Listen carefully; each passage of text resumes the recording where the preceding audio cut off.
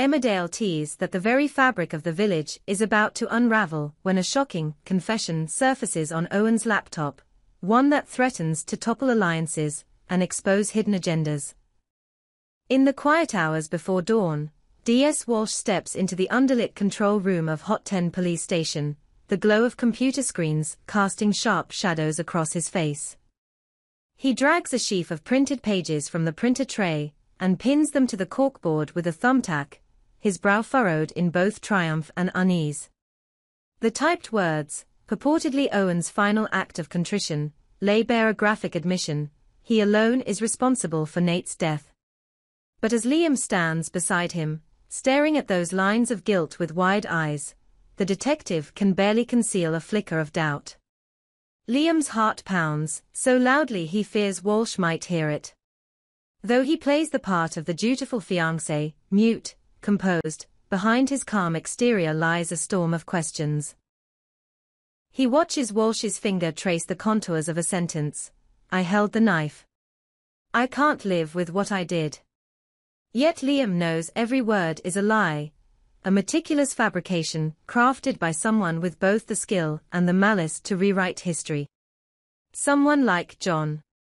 And so, in that moment, Liam vows to himself that he will guard the truth, even if it means playing a dangerous game of deceit alongside the real killer. Word spreads swiftly through the village. Owen's laptop has delivered a confession, so damning that Cain Dingle and Tracy Robinson are summoned by the sergeant to Hotton's gritty station house. Outside, the air is thick with anticipation. Winter's first frost glitters on the hedges lining the lane, as if nature itself bristles in response to the turmoil to come. Cain's broad shoulders slump when he hears the news. Owen, he's told, has left behind a suicide note in which he admits to stabbing Nate. Shock mingles with grief in Tracy's eyes. She runs a trembling hand through her hair, unable to reconcile the image of her gentle cousin with that of a murderer who would turn the blade on another. Inside the interview room, Cain paces, each step resonating against the metal table. The sergeant slides a printout across to him. Read it, Cain, the officer says, voice low. Cain's jaw tightens as he reads the paragraphs. Owen's voice, confessing to a rage-fueled attack. He glances at Tracy, whose face has gone pale. This can't be real, he whispers, though the tremor in his voice betrays him. Back at the Dingles' cottage, John receives a curt message. Come immediately. His stomach knots as he watches Walsh's text beep onto his phone. He marches toward the station, nerves fraying, hoping that Cain's reaction will keep suspicion far from him. But when he sees Cain's haunted expression and Tracy's whispered sobs through the glass, he staggers as if struck. It's real, he thinks, panic clenching his chest. Yet when Cain looks up, eyes searching, John forces a breath, masks his turmoil, and nods curtly. I'll sort it, he promises, though in truth, he has no idea how to untangle the web he's woven. Even in the aftermath of such a bombshell, John clings to a slender hope that Cain, tempered by his own capacity for violence, might understand the necessity of protecting the family name. He imagines, almost painfully, a scenario in which Cain rallies to his side, a shield to deflect suspicion. But Cain's face remains clouded, confusion etched into every line. He bursts out as John offers a placating arm around his shoulders. Where's Owen? Why would he? His voice cracks. Liam, standing just beyond the doorway, looks at John with a silent plea. Help me keep this from tearing Cain apart. John's jaw tightens. He realizes Cain cannot know the truth behind that confession. Not yet. Meanwhile, D.C. Cole arrives at the Millbrook Clinic with a warrant in his pocket. His mission: locate Owen's medical records, trace any psychiatric consultations, prescriptions, anything that might lend credence to the idea that Owen was in a fragile state of mind. The clinic's corridors are hushed, punctuated only by the distant hum of fluorescent lights. Robert Sugden, attending to his case notes, looks up as Cole's half-uniformed solicitor's clerk approach. Curiosity flares in his chest. Why would the police come for Owen's files? Cole explains tersely. He needs Owen's entire psychiatric history to build a narrative of torment that could justify the confession. Robert watches as the clerk leafs through files, then pauses, scanning a report marked with Owen's name. The silence stretches until Cole gathers the folders, tucking them under his arm. Robert's gut twists. He can't shake the sudden, inexplicable dread. As DC Cole retreats down the hallway, Robert closes the distance, voice low. "What's going on?" he murmurs. Cole gives nothing away, just folds into a curt shrug. But Robert sees the look in the clerk's eyes. This isn't routine. That evening, under the golden glow of the Woolpack's lamps, Claudette Anderson sits with John over a cup of herbal tea. She leans forward, intent on confessing the innocent gossip she heard at the clinic reception. "They said you were in and out of Owen's house the day before he..." Her eyes flicker. John stiffens. "What day?" he asks quietly, heart pounding. She shrugs. "The day he died." That's what they were saying. A cold sweat prickles down John's spine. The quiet certainty in Claudette's tone gives him no choice. If Robert hears this, he'll start asking questions about Owen's final hours, about the time and place of his last meeting. And that path could very easily lead to the truth that John was there, orchestrating every step of this tragedy.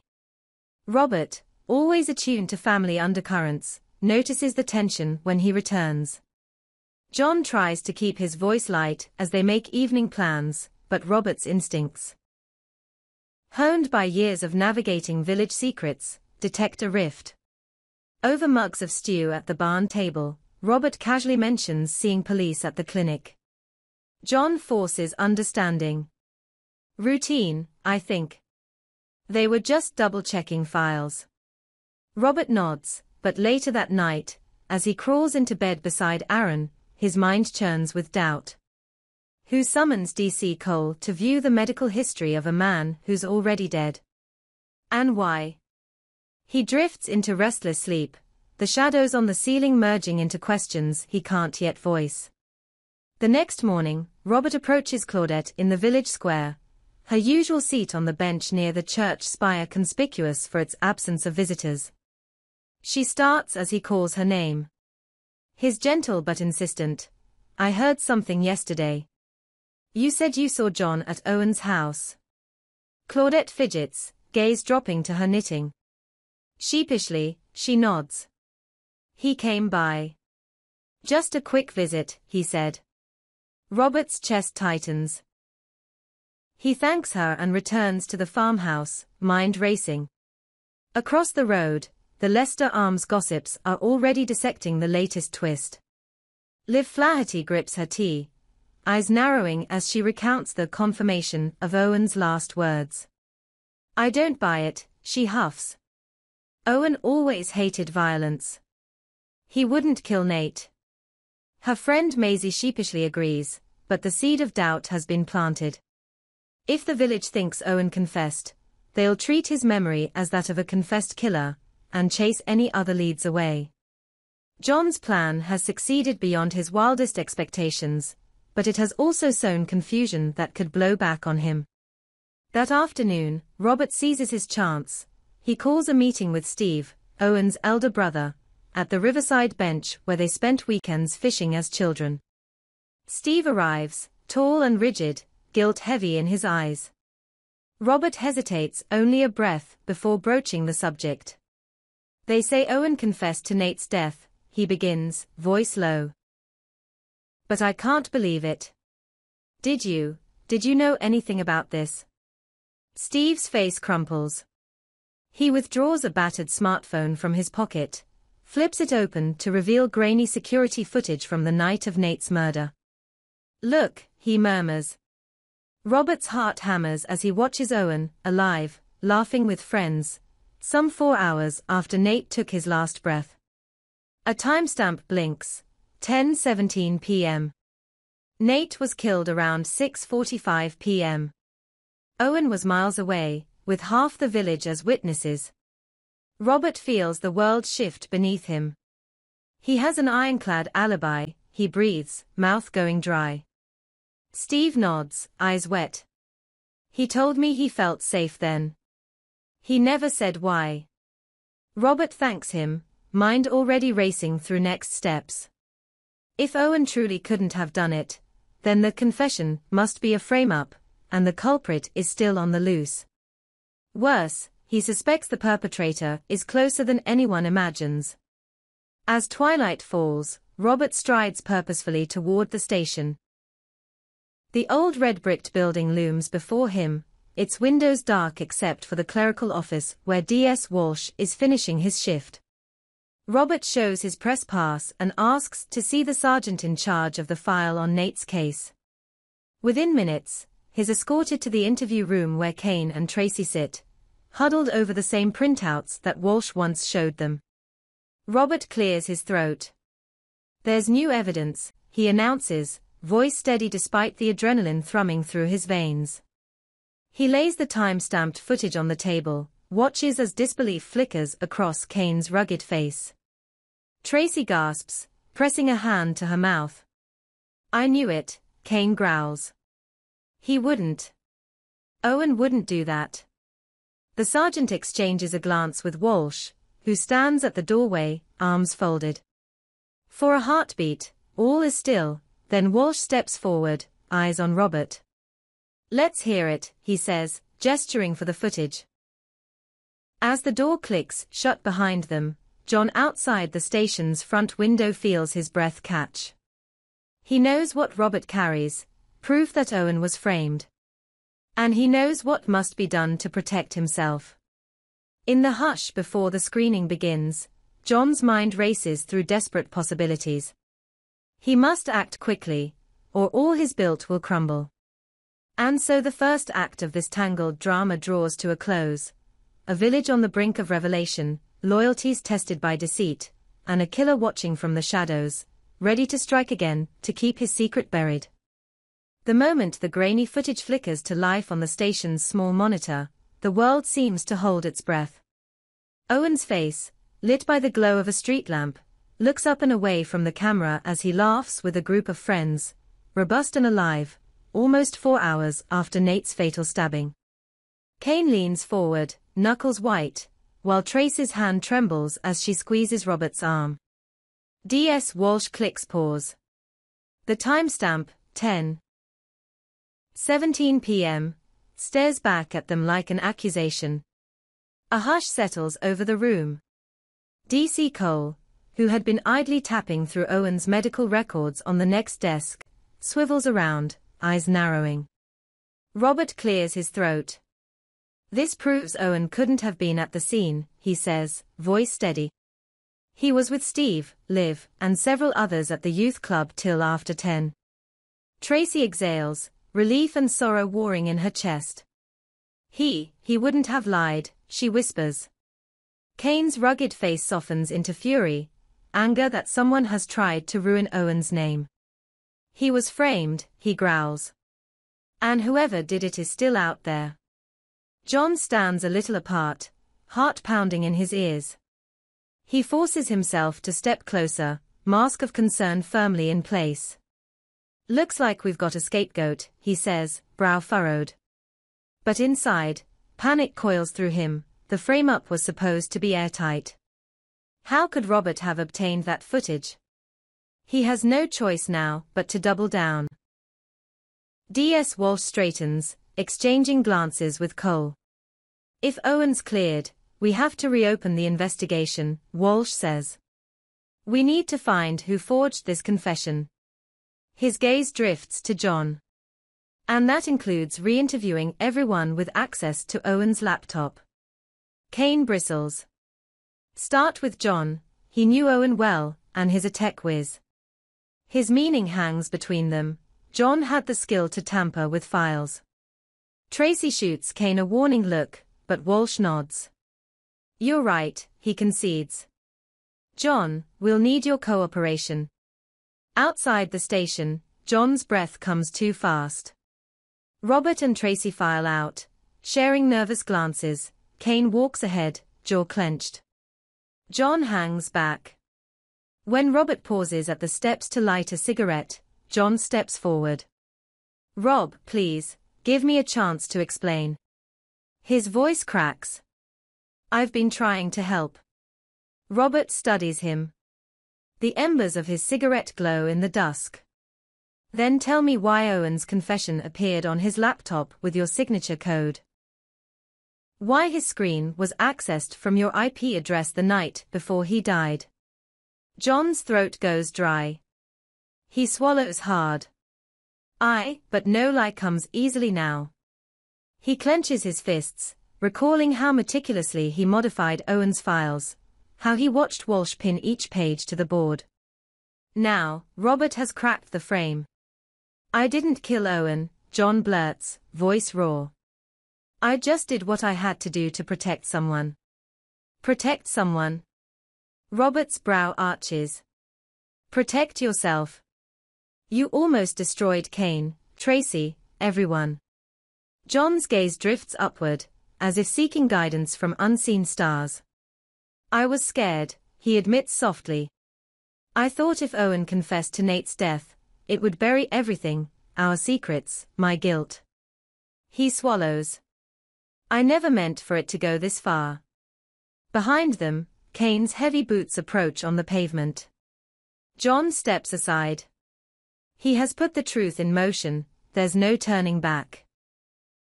That night, the village of Emmerdale feels smaller than ever, its lanes and cottages echoing with whispers. Robert returns home, mind racing. Aaron, who'd been anxiously pacing, throws himself at Robert's side. You have proof, he asks, voice urgent. Robert nods, recounting the events at the station. They'll question John tomorrow, he says. But it shouldn't stop there. Aaron frowns. We need to find out why Owen was targeted. Nate's killer is still free. Across the square, John sneaks along the churchyard path, heading for the Dingles barn. Cain sits alone on a bale of hay, head in hands. John hesitates at the door. He opens it slowly, the hinges groaning in protest. Cain looks up. His eyes are hollow. They know, he mutters. John crosses the straw-scattered floor. Cain. Cain stares at him, suspicion and frustration battling in his gaze. You set Owen up, he says flatly. John takes a breath. No. I lied, but I didn't kill him. He moves closer, voice low. But I know who did. Cain's eyes flicker. Then tell me. John glances around, as if fearing someone will overhear. It was framed to look like Owen, so that they'd stop looking. Because the real killer is someone no one would suspect. He hesitates. Me? Cain's breath hitches. What? John shakes his head. No. Someone else. Someone who wanted Owen out of the way. He meets Cain's gaze. Steve has secrets, old debts, dangerous acquaintances. He wanted Owen's bank accounts. Cain's face darkens. Steve. Rob's brother. John nods. He called Owen to the house. They fought. Steve panicked. Nate got in the way. Cain pushes to his feet. We need proof. John produces a small USB drive. Steve left this in Owen's car. It's bank transfers, messages, threats. The next morning, Robert, Cain, Tracy and D.S. Walsh reconvene at the house on the hill, the scene of Owen's last evening alive. Robert unlocks his car. We need to find this USB. He turns to Steve, who arrives, expression haunted. Steve's face crumples when he sees them. You think I killed him, he gasps. Robert levels him with a stare. We know you were there. We have footage of Owen's last movements. And now we have evidence you stole from him. Steve's shoulders slump. I was desperate, he stammers. But I didn't kill him. DS Walsh steps forward. We'll see. He glances at the front door. Search the house. Inside, Robert and Cain fan out, up the stairs to the spare room where Owen used to work on his laptop. Robert rifles through drawers, Cain checks under the bed. In the hallway, Tracy holds Steve's shoulder. Tell them where to look, she says quietly. Steve nods at the locked cabinet. That's where he kept his research. Robert twists the small gold key that Steve produces. The cabinet pops open. Inside is Stephen's motive, bank statements, Owen's will, documents, showing Steve drew on Owen's good nature until he had nothing left. On top, the USB. Walsh retrieves it and examines it under the flicker of his torch. This is good work, he admits grudgingly. We'll need to validate these files. He looks at Steve. You'll be coming with me. As Steve is escorted away in handcuffs, Robert feels a hollow ache in his chest. His cousin's killer is unmasked, but the damage to the village, to Owen's name, to all their hearts, won't heal overnight. He bows his head in tribute. Rest well, mate, he murmurs. That evening, in the quiet of the Dingles barn, John sits alone beneath a single bare bulb. He stares at the damp straw beneath his boots. Cain approaches hesitantly, crossing his arms. You did the right thing, telling me, Cain says. But don't think you're off the hook. John's shoulders sag. I know. Cain kneels, meeting his gaze. You saved Owen's name. You helped bring a killer to justice. But you've got to answer for what you did. John nods, tears glinting. I'm ready. Their eyes lock in a moment of understanding. No one is above the law, not even a friend trying to protect the family. And as they rise together, neither knowing exactly what tomorrow will bring, the bonds of loyalty and truth in Emmerdale find a fragile, new beginning, one forged through confession, consequence, and perhaps, the first glimmer of forgiveness. In the days to come, the village will buzz with rumors of Steve's trial, of John's own arrest and potential arraignment, and of how Owen's name was finally cleared. Liam and Tracy will honor Owen's memory with a small gathering at the church, sharing stories of his generosity and warmth. DC Cole will pore over the digital trail that led to the forged confession, and pledge stricter protocols for evidence handling.